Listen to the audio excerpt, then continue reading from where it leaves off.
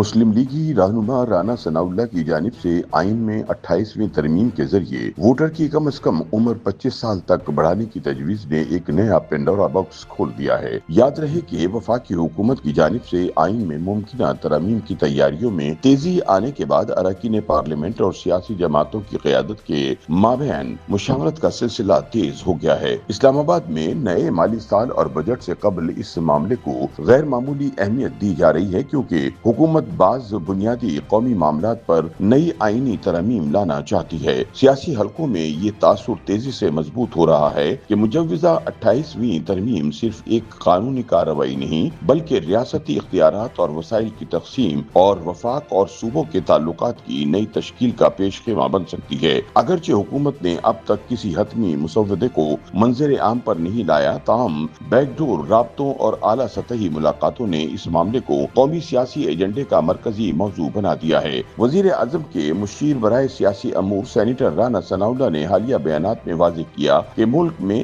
اب تک 27 آئینی ترامیم ہو چکی ہیں اور اگر کوئی نئی ترمیم متعارف کرائی گئی تو وہ 28ویں آئینی ترمیم ہوگی۔ ان کے مطابق زیر غور معاملات بنیادی نوعیت کے قومی امور ہیں، جن میں نیشنل فائنانس کمیشن ایوارڈ، آبادی کی بنیاد پر وسائل کی تقسیم، پانی کی ترسیل اور دیگر انتظامی معاملات شامل ہیں۔ رانا ثناء اللہ کا کہنا ہے کہ ان موضوعات پر مختلف حلقوں میں کافی عرصے سے بحث جاری ہے اور یہ ضروری نہیں کہ ہر معاملے کا حل صرف آئینی ترمیم میں ہی ہو۔ تاہم ان کے مطابق اگر کسی معاملے پر وسیع سیاسی اتفاق رائے قائم ہو جائے تو اسے آئینی شکل دی جا سکتی ہے۔ ادھر مجوزہ ترمیم کے حوالے سے ایک اور اہم بحث ووٹر کی عمر سے متعلق سامنے آئی ہے۔ رانا ثناء اللہ نے اس امکان کا ذکر کیا کہ اگر الیکشن لڑنے کے لیے کم از کم عمر 25 برس مقرر ہے تو ووٹ ڈالنے کی عمر بھی اتنی ہی کر دینی چاہیے۔ اس بیان کے بعد اپوزیشن کی جانب سے شدید رد عمل آیا ہے۔ سیاسی تجزیہ کاروں کے مطابق ووٹر کی عمر بڑھانے کی تجویز دراصل نوجوان ووٹرز کے سیاسی اثر کو محدود کرنے کی کوشش سمجھی جا رہی ہے۔ ان کے مطابق دنیا کے بیشتر جمہوری ممالک میں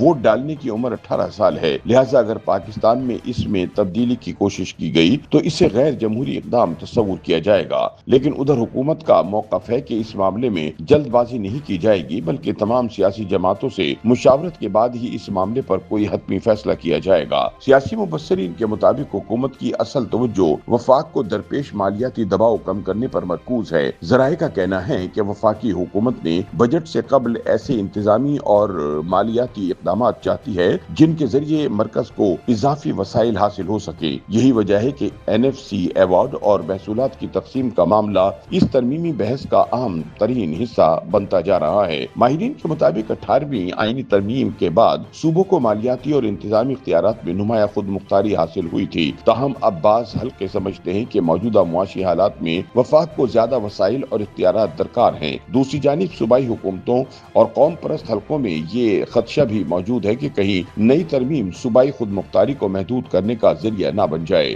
ذرائع کے مطابق ایوان صدر اور وزیر اعظم ہاؤس میں حالیہ ہفتوں کے دوران متعدد غیر اعلانیہ اجلاس منعقد ہو چکے ہیں۔ ان ملاقاتوں میں حکومت، اتحادی جماعتوں، اپوزیشن رہنماؤں اور بعض بااثر ادارہ جاتی شخصیات کے درمیان مختلف آئینی معاملات پر تبادلہ خیال کیا گیا۔ یہی وجہ ہے کہ سیاسی حلقوں میں یہ تاثر مضبوط ہو رہا ہے کہ 28ویں ترمیم اچانک پیش رفت کے ذریعے سامنے لائی جا سکتی ہے۔ 12 مئی کو صدر آصف علی زرداری اور وزیر اعظم شہباز شریف کے درمیان ہونے والی ملاقات کو بھی اسی تناظر میں دیکھا جا رہا ہے۔ اس ملاقات میں نائب وزیر اعظم اسحاق ڈار، اسپیکر قومی اسمبلی ایاز صادق، وزیر داخلہ محسن نقوی، وزیر قانون اعظم نذیر تارڑ، سینیٹر سلیم مانڈی والا اور ڈاکٹر عاصم حسین سمیت اہم شخصیات شریک تھی۔ اگرچہ سرکاری اعلامیے میں مہنگائی اور عوامی ریلیف پر گفتگو کا ذکر کیا گیا، تاہم سیاسی حلقے اس ملاقات کو آئینی مشاورت سے بھی جوڑ رہے ہیں۔ باخبر ذرائع کا کہنا ہے کہ مجوزہ آئینی ترمیم پر حکومت کو پیپلز پارٹی کی جانب سے سخت مخالفت کا سامنا ہے، خصوصاً بلاول بھٹو صوبائی خود مختاری پر کوئی سمجھوتہ کرنے کو تیار نظر نہیں آتے۔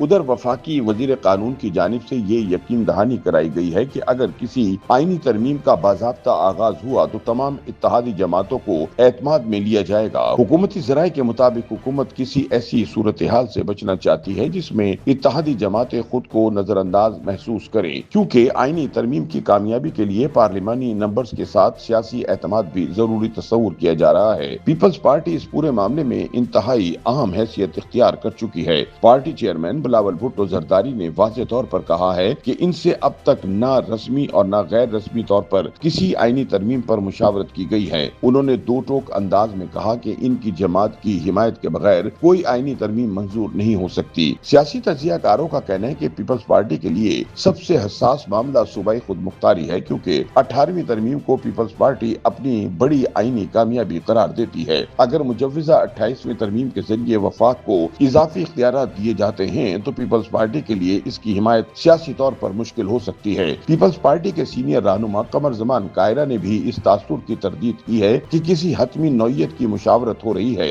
उनके मुताबिक इस वक्त जो गुफ्तगू जारी है वो अमूमी और इनफरादी सतह की है, जबकि हुकूमत की जानिब से कोई वाज़ेह एजेंडा सामने नहीं आया। उन्होंने कहा कि जब हुकूमत बाज़ाब्ता तजावीज़ सामने लाएगी तब उन पर संजीदा गौर किया जाएगा। दूसरी जानिब सिंध के अमूर पर नजर रखने वाले तजियाकारों का कहना है कि हुकूमत बजट से पहले कोई न कोई अहम पेशरफ जरूर चाहती है ताकि मालियाती अहदाफ को बेहतर बनाया जा सके। उनके मुताबिक पानी की तकसीम, NFC अवार्ड और महसूलात के मसाइल को महज सियासी जाविये से नहीं बल्कि कौमी इस्तेहकाम के तनाजुर में देखना होगा। तजियाकारों ने खबरदार किया कि NFC अवार्ड में तरमीम के मामले पर वफाक और सूबों के दरमियान कोई नया तनाज़ा पैदा हुआ तो इसके संगीन सियासी असरात मुरत्तब हो सकते हैं। उनका ये भी कहना है कि अगर हुकूमत वाकई मालियाती खसारे पर काबू पाना चाहती है तो इसे सिर्फ आईनी तरामीम पर इन्हिसार करने की बजाय टैक्स नेट बढ़ाने, महसूलात में इजाफे और इंतजामी इस्लाहात पर तवज्जो देना होगी। बाज़ माहिरीन के मुताबिक पेट्रोलियम लीवी में इजाफे और टैक्स इस्लाहात के जरिए हुकूमत खरबों रुपए का इजाफी रेवेन्यू हासिल कर सकती है। सियासी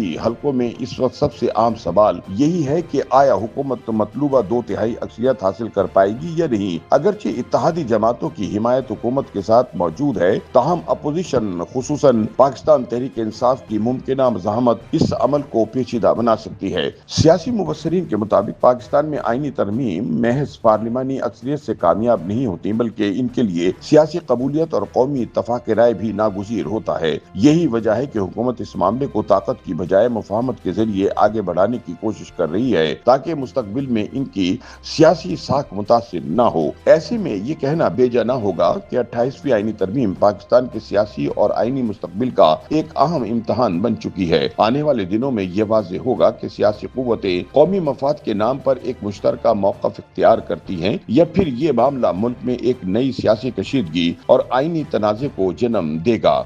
YouTube पर गूगली न्यूज देखने के लिए youtube.com की सर्च बार में गूगली न्यूज TV टाइप करें। गूगली न्यूज के पेज पर सुर्ख रंग के सब्सक्रिप्शन वाले बटन पर क्लिक करना ना भूलिए। YouTube पेज पर अपलोड होने वाली वीडियोस से बाखबर रहने के लिए बेल आइकन पर क्लिक कीजिए। आपको हर नई वीडियो के बारे में नोटिफिकेशन मौसूल हो जाएगा।